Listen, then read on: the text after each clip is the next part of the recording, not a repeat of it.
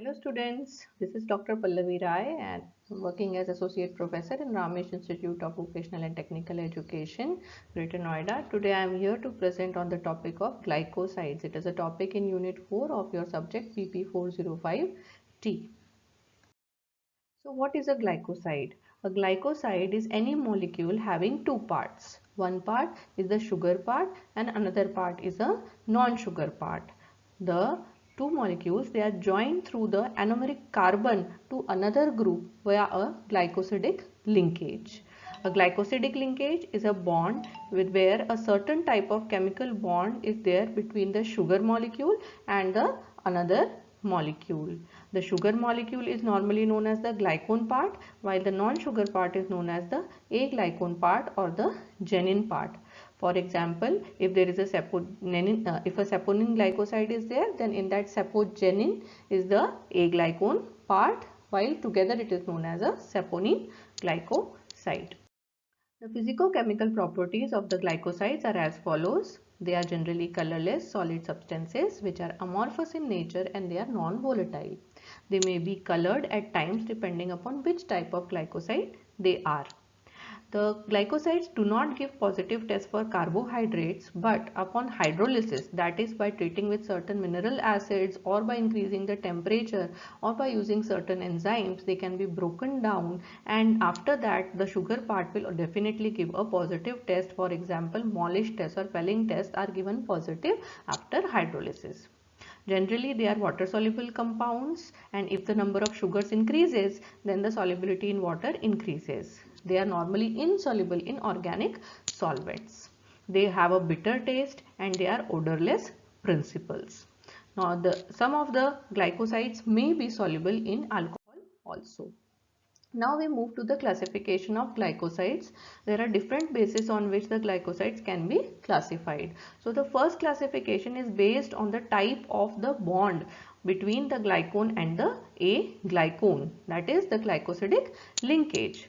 The first one is the O-glycosides, means in this the sugar part is linked with the oxygen atom of the aglycone. So there is a sugar moiety joined by a oxygen and then you have the aglycone. Same way the S-glycoside has sulfur atom from the aglycone and N-glycosides has nitrogen atom as the aglycone and C has the carbon atoms of the aglycone. If I look at the examples, the example for O-glycosides can be certain Senna-glycosides or Senosides. For S-glycosides, the example is Synegrin. For N-glycosides, the example can be the nucleosides present in our DNA or RNA, and C-glycosides are mainly aloin. The second classification is based on the type of the glycone, where which type of sugar is present in the glycoside, whether it is a glucose, whether it is rhamnose. If it is glucose, we call it a glucoside. If it is a rhamnose, we call it rhamnosides. There are certain specialized type of sugars present in specific plants. For example, in digitalis, the sugars which are present, they are known as the digitoxos. So there those glycosides will be known as the digitoxicides. Same way, there are certain combinations. For example, glucose and rhamnose coming together. So it is known as glucoramnoside. It can be opposite also sometimes, the way in which the linkage is there. If rhamnose is first linked and then glucose, then we will call it a rhamnoglucoside. So this is the second classification based on the type of the glycone part or the sugar part. The third classification is based on the type of the therapeutic effects these glycosides have. If the glycoside is effective in treating the heart diseases like congestive heart failure and it is a cardiac muscle stimulator, then we categorize them into one, and there are many glycosides which have such effects, which are also known as the cardiac glycosides. Some examples are digitalis, wobane, K-strophanthin, silarane. All these have effects on the heart. Then certain glycosides, they have a laxative effect or a cathartic or a purgative effect, means in the treatment of constipation, and those drugs are categorized into one, mainly sanosides, cascarosides, aloin, etc. come in this category. There are also certain specific glycosides which cause local irritant effects like in Synegrin. There are certain analgesic and antipyretics like the salicylic acid containing drug Salix Bark, And then there are certain anti-inflammatory group of drugs like aloin, which is used in the treatment of acne, glycyrrhizin, which is used in the treatment of peptic ulcer. Sometimes glycyrrhizin is also considered to be a demulcent, that is having a cooling effect on this ulcers. The next classification is of the glycosides based on the type of the A-glycone moiety. This is the most important classification and we will look at it one by one from the next slide. So what are saponin glycosides? Saponin glycosides are those glycosides we have a natural detergent like property, means they produce foam on mixing with water. It was first found in a soap like soapwood plant known as the saponaria, and basically it produces frothing or foam and it sustains the froth for a longer period of time. It has hemolytic property, means it ruptures the RBCs. It produces sneezing effect in certain hyperactive patients. It causes complex formation with cholesterol and it also has antibiotic properties. Now if we look at the further classification of the saponin glycosides, they are of two types. One is the triterpene aglycone type or the pentacyclic triterpene type. In this, as you can see, there are 5 cyclic rings, 1, 2, 3, 4 and 5, and therefore this structure is also known as the pentacyclic aglycone, and the example for this is licorice as shown, and this particular aglycones have a very good antioxidant effect. With sugars, they exist as the saponin glycosides, which are pentacyclic in nature. The second category is of the steroidal aglycone, and the example for this as shown in this picture is Diascorea, and as you can see there are 4 rings in any steroidal structure where 3 are the 6-membered rings and the 4th one is a pentacyclic ring, and here again it is joined through the 3rd position. You can see this hydroxy group, from here it is joined to the glycone sugars and normally it forms O glycosides with using these steroidal A glycones. So this is about the two types of saponin glycosides, either the triterpene aglycones or the pentacyclic aglycones, and second is the steroidal aglycones. The main chemical test for saponin glycosides, first is the hemolytic test, where we prepare a smear of blood and then as we put the saponin solution, the RBCs rupture and that shows the presence of saponins. The second test is known as the foam test, where we put water along with our drug, shake it vigorously and we check for the persistent foam for at least 2 minutes. If the foam remains, then saponins are present. Now there are specific tests for the steroidal and the triterpenoidal glycosides. As we discussed that there is a steroidal or the triterpenoidal structure in the aglycone. So those tests can also be performed for further confirmation. So one test is known as the Lieberman-Burchard test, where we prepare a alcoholic extract, evaporate it to dryness and then extract it in chloroform. After that we add few drops of acetic anhydride and sulfuric acid from the sides of the test tube, and we will see that there is a ring at the junction of the two which has a violet or blue color. This indicates the presence of the steroid moiety. The second test is Salkowski test, which is very much similar. The difference is that here we do not add any acetic anhydride and the result is that there is a yellow colored ring which is present at the junction of the two layers, means H2SO4 as well as the chloroform. The third test is known as the antimony trichloride test, where again we are going to do the same thing. We will take the alcoholic extract, evaporate it to dryness and extract it in chloroform. After that we will add a saturated solution of antimony trichloride followed by also containing 20% acetic anhydride. So this will show the presence of coloration, and this shows that there are triterpenoids and saponins present. Next is the cardiac glycosides. Cardiac glycosides are those glycosides which have again a steroidal ring present in them, which is why they are also known as the sterol glycosides. And the main function of this cardiac glycosides is that it basically increases the intracellular calcium in the cardiac cells. Now when the intracellular calcium in the cardiac cells increases, these calcium ions, they bind with the actin and myosin which is present in the heart, which are the contractile proteins, and they induce the contraction of the heart. So if a patient is suffering from a condition of cardiac arrest or in the condition of atrial fibrillation, at that time the heart needs a forceful contraction so that sufficient oxygen is reached to the coronary muscles. So at that time these cardiac glycosides play a very important role. Till date there is no replacement for digoxin, which is one of the most important cardiac glycosides. So again, now if we look at the classification, as you can see I have drawn two structures. One is the cardenolide. So here you can see there is a steroidal ring A, B, C and D, and D, as you remember, it is a pentacyclic ring, but this is attached from the C21st position. This is the C21st position. It is attached to a 5-membered lactone ring. This lactone ring is having one unsaturation or one double bond. This is known as a cardenolide. The second category is known as the bufadinolide, where again we have the same structure, the only difference being in the lactone ring, where at the C21 position we have a 6-membered lactone ring with 2 unsaturations present.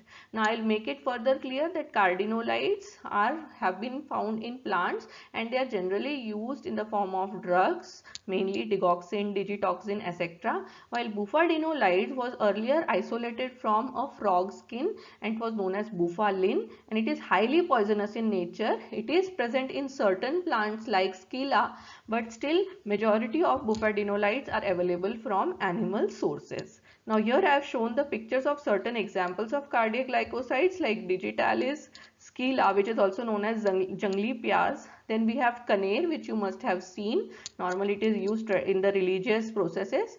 And then we have Strophanthus, which is again a very good agent as a cardiac glycoside. Now the chemical tests for cardiac glycosides, there are mainly 4 chemical tests which I have shown here. There are many more, but the important ones I am discussing. The first one is the Keller-Kiliani test. In this test, we take the alcoholic extract and then we mix it with a strong solution of lead acetate. We shake it nicely and then filter it. Now whatever filtrate we get, to that we mix equal amount of chloroform and then we collect the chloroform extract and evaporate it to dryness. Now whatever residue we get, to that we add 3 ml of glacial acetic acid and FeCl3, few drops. So the resultant solution which we are going to get, to that we will add 2 ml H2SO4. So there will be a reddish brown layer will be formed in the basically the FeCl3 solution, which gradually turns to bluish green, showing the presence of digitoxose sugar. So this is the Keller-Kiliani test. The second test is the Legal's test. In Legal's test, again the same way we will take the alcoholic extract and then we will add lead acetate solution. We will shake it, filter it. The filtrate will be mixed with equal volume of chloroform, extracted in chloroform, and then the chloroform will be evaporated to dryness. After that we will add 2 ml of pyridine and sodium nitroprusside solution, and then we will add the sodium hydroxide solution to make it alkaline. So a pink color will be produced. The third test is the Baljet test, where we normally take the section of the drug and we will dip it in sodium picarate solution. After that, when we look below the microscope, it shows yellow to orange color, showing the presence of aglycones or the glycosides. And the fourth test is the 3,5-dinitrobenzoic acid test. In this we take the alcoholic solution and of the drug and we add few drops of sodium hydroxide followed by 3,5-dinitrobenzoic acid. Normally it is known as DNB solution, and it shows the presence of pink color if cardiac glycosides are present. The next category is the anthraquinone glycosides. So anthraquinone glycosides, mainly the main action of anthraquinone glycosides is known as they are laxative in nature, and they have a anthracene ring with 2 keto groups at 9th and 10th position. Normally the bonding takes place at the 3rd and the 10th position for the glycones, and the other moieties normally have different functional groups. The main examples for these anthraquinone glycosides are aloe, which you all know, aloe vera, It is a very common drug in Ayurveda and traditional medicine and also in cosmetology nowadays. The second drug is senna. It is a drug from Africa, also known as Alexandrian senna. Then we have cascara and rhubarb. Rhubarb is normally found in the Himalayan region. All these drugs, the main use is that they are laxative in nature. Now we will look at the chemical test of anthraquinone glycosides. There are two types of test. One is the Bontrager test and one is the modified Bontrager test. In Bontrager test, we take the drug and to that we add dilute HCl on a water bath and we heat it for around 10 minutes. So you can understand, when we add acid to a drug containing glycoside, it will gradually hydrolyze the glycoside or the glycosidic linkage. Then we take the filtrate and to that we add the carbon tetrachloride. Now when we are adding carbon tetrachloride or benzene, what happens is that the A-glycone part goes into that non-polar solvent, and after that we separate out this non-polar solvent and add equal amount of ammonia solution. So when we add ammonia solution, we see the formation of pink or red color showing the presence of the anthraquinone moiety. Now what happens is, normally when there is a O glycoside, then this hydrolysis becomes very easy.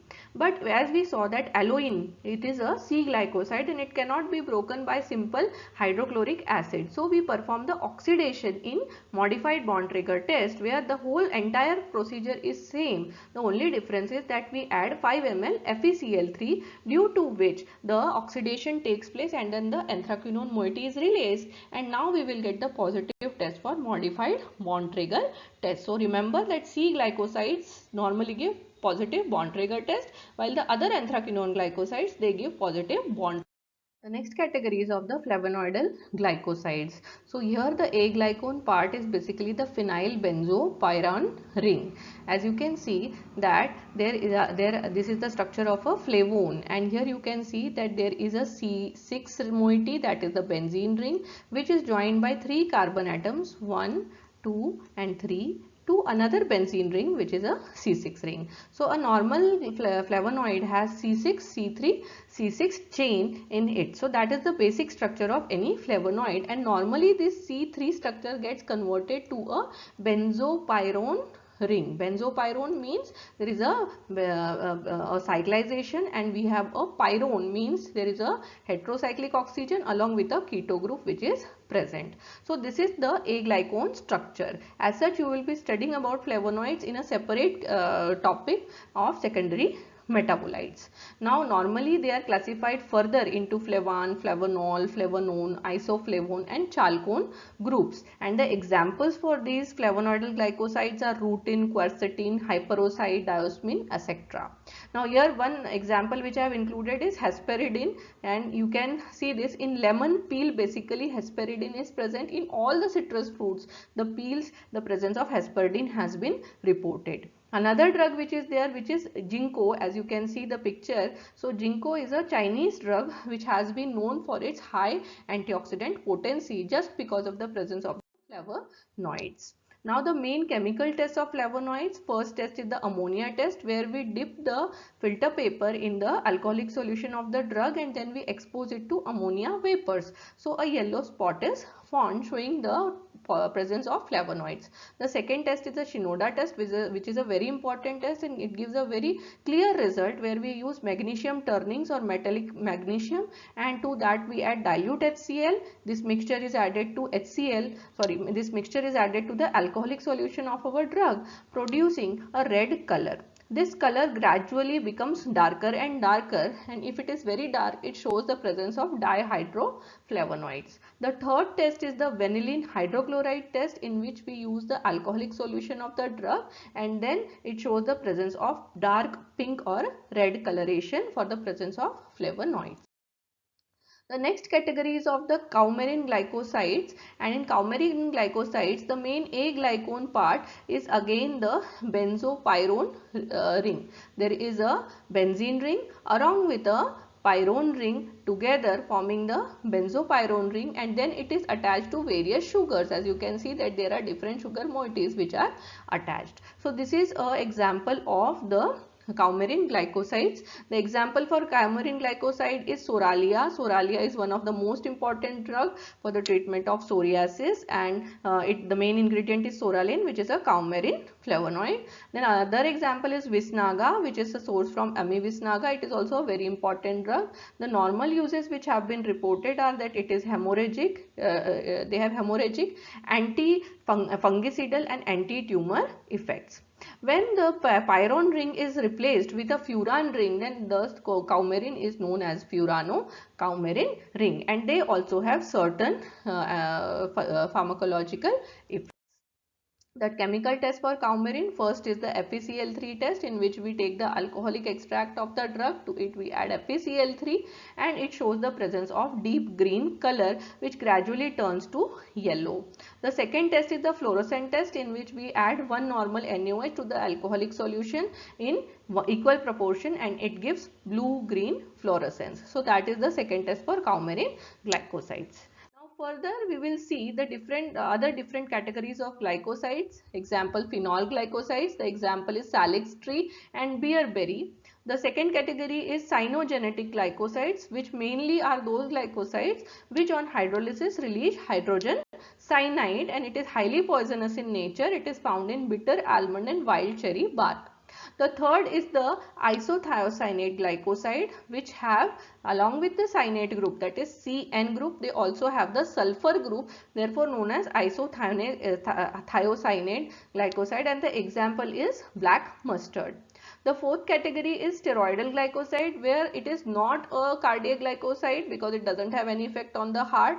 So it is categorized into a separate category. It is neither saponin, it is neither sterol. It is a steroidal ring with different properties, and that comes under this. So that is solanum. Here I will specify that this is a type of a derivative of alkaloid. Means in the steroidal ring we also have a heterocyclic ring containing nitrogen, which is joined to a glucose moiety through glycosidic linkage. So it is a very complex structure having a alkaloid structure along with a glycoside structure, and the basic part is containing a steroidal ring. And then we have the bitter glycosides. Now normally the saponin glycosides, in that the steroidal glycosides as well as the triterpene glycosides are highly bitter in nature. So they can also be called the bitter glycosides. But here these bitter glycosides do not have that structure, either pentacyclic or steroidal structure, but they still have highly bitter taste. And second thing, this bitter glycosides is not just based on the taste but also the physiological effect. Normally the bitter drugs, they have a very good effect on the digestive system, means they act as appetizer and they act as liver tonic. So they have been categorized separately, and the examples are gentian, kalmic and chirata. And then we have the last category of aldehyde glycosides, which mainly had the aldehyde group, and the example for this is vanilla. Vanilla is a flavor which is normally used in many food products, and it is found from vanilla plant, and the constituent is known as vanillin, which is a glycoside. So here one important test I am going to discuss, the test for the cyanophoric glycoside, because it is a highly poisonous compound. The testing in normally forensic lab or FDA lab is mandatory for certain drugs. So here how the test is done, first we take the drug and moisten it with concentrated sulfuric acid. So what will happen on moistening with concentrated sulfuric acid, hydrogen cyanide is released. Now we put it in a conical flask, and then on the nozzle of the conical flask we attach a filter paper, or we attach a filter paper using a cork. Now this filter paper should be dipped in two solutions. One is the sodium picarate solution and second is the sodium carbonate solution. And when we cork it, what happens, the volatile hydrogen cyanide, it evaporates, and there it shows or produces brick red color, showing the presence of the cyanophoric or the hydrogen cyanide compounds. This test is very important from the point of view of any analytical lab where crude drugs are screened. Now comes the last topic, that is isolation of glycosides. So when we isolate glycosides, the first step is that we have to perform the extraction in normally alcohol, as it has good solubility in alcohol, and alcohol is a very good choice of solvent. It is extracted either directly or using Soxhlet extractor. And when we perform the extraction, what happens is the enzymes present in the plant get deactivated due to slight heating. But at meanwhile, we have to pay attention that the temperature should not be very high in case of heat labile glycosides, because that will degrade the glycosides. So these things have to be kept in mind. Now when we get the alcohol extract, now what happens, along with the glycosides, there are certain other compounds, mainly tannins, which get extracted along with the glycosides, and we have to remove that. So to remove that, what we do is we treat it with a lead acetate solution. And as we know, tannins normally precipitate lead, which is a heavy metal. So what happens is these tannins react with the lead and they are precipitated. So we will filter this precipitate, and to the filtrate, now what happens, we have added lead acetate. Some amount of lead acetate has reacted with tannins, but we still have extra lead acetate, and it may be harmful if we continue the processing further. So what is done is we bubble some amount of hydrogen sulfide gas through this mixture, and as we bubble it, what happens is that the lead reacts with hydrogen sulfide and lead sulfide is produced, which again forms a black precipitate, which can be removed by further filtration. Now the filtrate which we get, this extract is concentrated because now it is rich in mixture of glycosides. After concentrating, it is further put to various procedures based on their fractional solubility. It is the fractional crystallization may be done, or using preparative thin layer chromatography or column chromatography, we can isolate the different types of glycosides, and then we can identify or characterize them based on various studies like IR, UV, visible, NMR or mass spectroscopy, as well as the elemental analysis. So this is how we can isolate the glycosides. So concluding this lecture, in this lecture we discussed the definition of glycosides and various types of classifications and properties of glycosides. In classification, we had a detailed discussion on the classification based on the type of the aglycones. We also discussed the chemical test of different categories of these glycosides, and finally we studied the isolation of glycosides. So thank you very much for listening to this lecture. Hope you had a